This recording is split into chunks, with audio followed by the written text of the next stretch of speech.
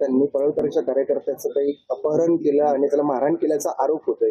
हे बघा, कधी कुणी जर कायदा व सुव्यवस्था हातात घेत असेल तर त्याला आम्ही कधीही पाठिंबा करत नाही, देत नाही. त्यामुळे जे पोलीस प्रशासन आहे त्यांनी योग्य ती कारवाई करावी. आता हा जो आमचा कार्यकर्ता आहे तो धनगर समाजाचा कार्यकर्ता आहे.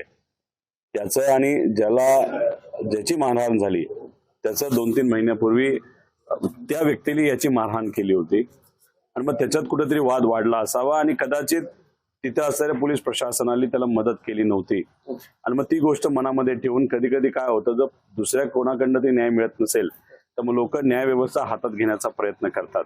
त्यामुळे ह्या गोष्टीमध्ये निपक्ष पद्धतीने पोलिसांनी इन्व्हेस्टिगेशन करावं. जे खरं आहे ते जे खरं असेल त्याच्यावर तिथं कारवाई झालीच पाहिजे असं आम्हाला सगळ्यांना वाटतं. पण याच्यामध्ये फक्त एवढंच आहे की कुठेही भेदभाव न करता कुणी व्यक्ती जर तुम्ही पोलीस स्टेशनला येत असेल तर कुठल्याही पार्टीचा असेल तर त्याला मदत ही पोलीस प्रशासनाला केलीच पाहिजे आणि जर ती झाली तर मग पुढे जाऊन अशा काही गोष्टी होत नसतात. पण तरी सुद्धा हे जे काय केलंय त्याचं समर्थन आम्ही सर्वजण करत नाही. प्रताप सरनाईक यांनी एका कंपनीची स्पॉन्सरशिप घेतल्याचा तुम्ही आरोप केला होता आणि त्यांनी तसा इव्हेंट सुद्धा आयोजित केलेला आहे. काय नेमकं इव्हेंट जो आहे तो चांगला इव्हेंट आहे, चांगली गोष्ट आहे. तुम्ही तिथं मराठी मुलांना व्यासपीठ देताच आम्ही स्वागत करतो. पण जेव्हा तुम्ही मंत्री असता त्या मंत्र्याच्या पदाचा वापर करून तुम्ही जर एखादी स्पॉन्सरशिप आपल्या कुटुंबाला काही फायदा करून घेत असाल, एखाद्या संस्थेला फायदा करून घेत असाल, ती गोष्ट योग्य नसते. आता याच्यामध्ये झालं असं की ते स्वतः मंत्री आहेत आणि काही ज्या विभागाचे मंत्री आहेत, परिवहन मंत्री, त्या विभागाच्या अंतर्गत रॅपिडो नावाची जी मोटरसायकल टॅक्सीची कंपनी आहे त्याला जे काही लायसन्सेस दिले जातात ते लायसन्सेस नसताना सुद्धा ती कंपनी ऑपरेट करत होती आपल्या महाराष्ट्रामध्ये. 2 महिन्यापूर्वी तुम्ही व्हिडिओ बघितला असेल ज्याच्यामध्ये त्यांनी म्हणजे सरनाईक साहेबांनी तिथं कारवाई केली होती, नाही तर तिथं एक मोठं स्टेटमेंट दिलं होतं, त्याच्या बातम्या झाल्या होत्या, स्वागत अनेक लोकांनी तिथं केलं होतं. लगेच 2-3 महिन्यानंतर तिथं तुम्ही दबाव आणला आणि त्याच कंपनीकडनं स्वतःच्या एका इव्हेंटला जर तुम्ही काही कोटीत स्पॉन्सरशिप घेत असाल हे म्हणजे पदाचा गैरवापर करणं. आणि पदाचा गैरवापर जेव्हा तुम्ही करत असता तेव्हा त्या व्यक्तीला त्या ऑफिसमध्ये नाहीतर त्या पदावर राहण्याचा कुठेही अधिकार नसतो.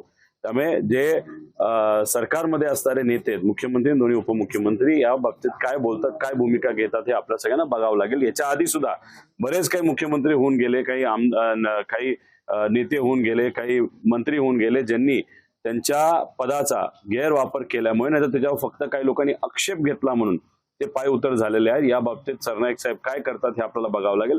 आता ते माझ्या क्रिकेटबद्दल बोलतील की मी अडाणींची स्पॉन्सरशिप घेतली, मला त्यांना एवढंच सांगायचंय की मी कुठल्या पदावर नाही, मी फक्त एक साधा कार्यकर्ता आहे, एका संस्थेमध्ये त्या संस्थेचं प्रतिनिधित्व तिथे करतो. त्यामुळे कुठेही माझ्या पदाचा वापर न करता ती जी कंपनी आहे अडाणी नावाची, तिने अनेक क्रिकेट असोसिएशनला मदत तिथे केलेली आहे. क्रिकेट प्रेमातून त्यांनी केले आणि विचारायचं असेल तुम्ही जाऊन त्यांना विचारा. त्यामुळे उगाच तुम्ही दिशाभूल करू नका.